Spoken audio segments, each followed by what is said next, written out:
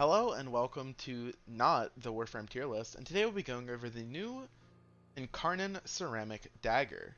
I've been trying to refrain myself from making this video as I do believe that this is going to get nerfed, as I do not believe that DE had this interaction in mind whenever they released these weapons.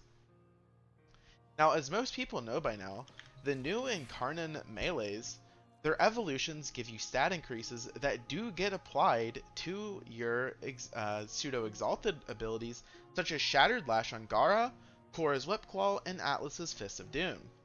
Most people looked at this and rightfully thought that the 30% crit chance that you can get from the Ceramic Dagger would be incredibly overtuned on Atlas to allow him to red crit when otherwise he struggled to even crit at all. Other people also looked at Korra and realized that giving her another flat 30% base crit chance would be very strong, or even the 30% status chance to allow her to proc multiple slash procs every Whipclaw would also be very, very strong. However, when it comes to Gara, nobody really took a look at her too much, as if you only test the crit chance buff on Gara, you will be left wishing that it did more. The problem is, Gara's first ability, Shattered Lash, was never meant to crit or apply status effects. Because of this, DE gave Shattered Lash a 1.0x crit damage multiplier, meaning that even whenever you put crit mods on your Ceramic Dagger, you will only have a 2.5x crit damage multiplier, and that is just not very good. Alternatively, what you can do, and this is infinitely times better, is give Gara's Shattered Lash, which has 100% slash weighting, by the way, 30% flat crit. This means on the initial combo build, which you can use on the Ceramic Dagger, as it gives plus 20 initial combo from the second evolution, and plus 100 initial combo on the first evolution, giving her 120 initial combo before any other mods. You now have a permanent 7x initial combo multiplier with 100% slash weighting on your weapon. Not only that, Gara's Shattered Lash works very weird, and it doesn't really scale that well off of raw damage, so instead what you do is you just run Prime Pressure Point and Spoiled Strike to buff your base damage and your slash ticks, and after that you just run 100% status chance mods and initial combo mods. If you do not care about initial combo mods, as you're going to just be building initial combo yourself, you can then just choose to run combo duration mods to make your life easier, or you can run even more status chance mods. I would not suggest running any element whatsoever on your Ceramic Dagger stat stick, as you will be diluting your own slash procs, inherently nerfing your own DPS.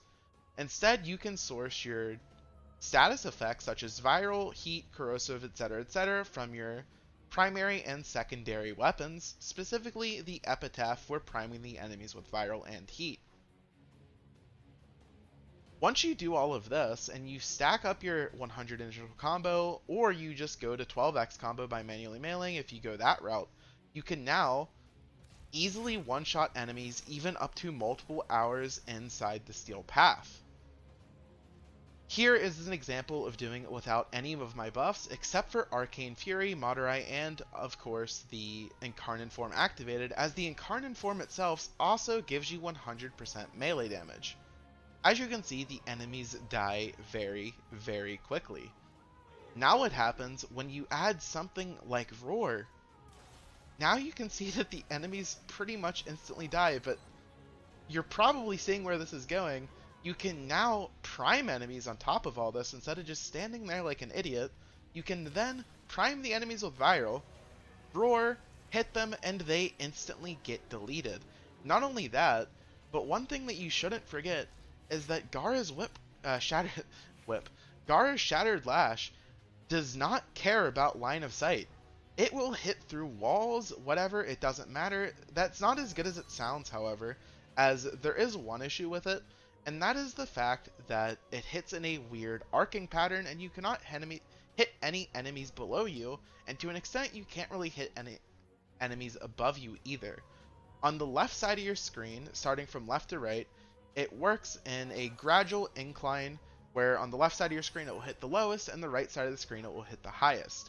It takes a bit of practice getting used to, but once you get used to it, you can start hitting enemies directly in front of you with ease and enemies that are slightly elevated. Unfortunately, you can never hit enemies too high, and you can never hit enemies below you. This doesn't really matter too much, as you can just run around, kinda similarly to pre-nerf Korra, one-shotting every single thing you see as long as you are priming it.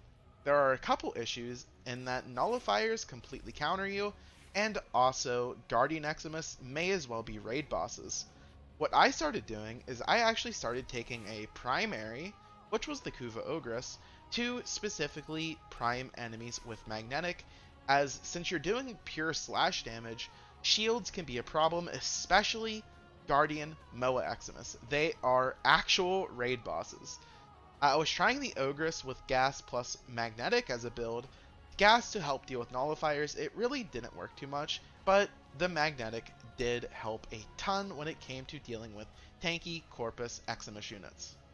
As for the secondary, I was just using a standard Epitaph primer to apply viral and heat to the enemies with secondary encumber to just spread random statuses, just one-shotting the map.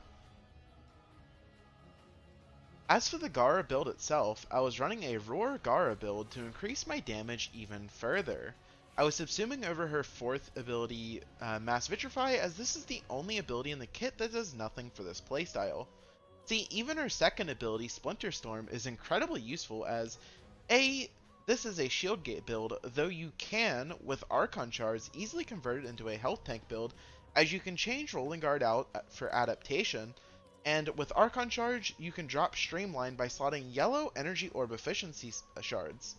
At this point, then you can slot in a Vitality mod for base health, and her 2nd ability obviously gives you 90% DR. Then at this point, since you're running a health tank build, you're probably not planning on going to level cap, so you can then drop one of these 2 arcanes, probably multi-augmented, for Arcane Blessing. This will give you roughly like 2.3 to 2.4k max health, with 90% DR from Splinter Storm, and of course 90% DR from Adaptation, making you incredibly tanky while still being able to sustain thanks to the Archon Shards, and one-shotting everything just because of how much damage you're dealing. With this build though, everything here is for a reason. Spectra Siphon to help sustain, as sustain is a nightmare, Equilibrium for even more sustain, and Streamline is here for whenever your companion dies, as you're using a Panzer with the synth mods equipped to spawn health orbs for you, and to also always be able to pick up health orbs to proc Equilibrium for your sustain. The problem is, the Panzer spam dies, as for some reason, Pack Leader does not work with Gara's Shattering Lash like it does for Korra's Whip Claw, so your Panzer is dead for more than half of the mission. This is why you also need Streamline and or Archon Shards to help you sustain while your Panzer is dead. If you don't plan on staying for longer than an hour or two, you could also again drop one of these 2 arcanes for Arcane Energize. I'm an idiot. For Arcane Energize. Once you do this, then you can also freely replace Streamline with anything you want. You could even go Stretch for even more range on your Shattered Lash. Now, I did mention Splinter Storm for its damage reduction, but what about the damage multiplier? If you are fighting enemies that are incredibly tanky, again, I'm going to bring up the raid boss that is the Guardian Eximus Moa. You can cast Splinter Storm on them, giving them a damage vulnerability of 1.5x that stacks with Roar multiplicatively, making you deal triple damage, and this debuff does work even when they have Overguard.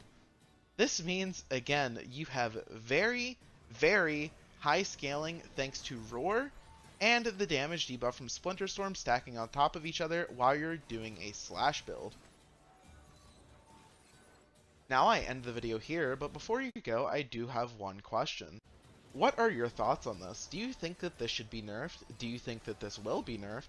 Me, personally, I don't entirely believe that it should be outright removed from the game. I do think that this is a neat interaction, and does a lot for Gara and Atlas in particular. However, I do realize that, specifically on Korra, it is absolutely busted. On top of that, Gara and Atlas do not have line of sight checks on their AoEs, and I know that DE really does not like mass one-shotting enemies behind walls, so at the very least I think that Gara and Atlas will have their AoEs nerfed from this. But alas, I am caving in and making this video anyway. So as most people know by now, the new Incarnate evolutions, they give you... Oh god.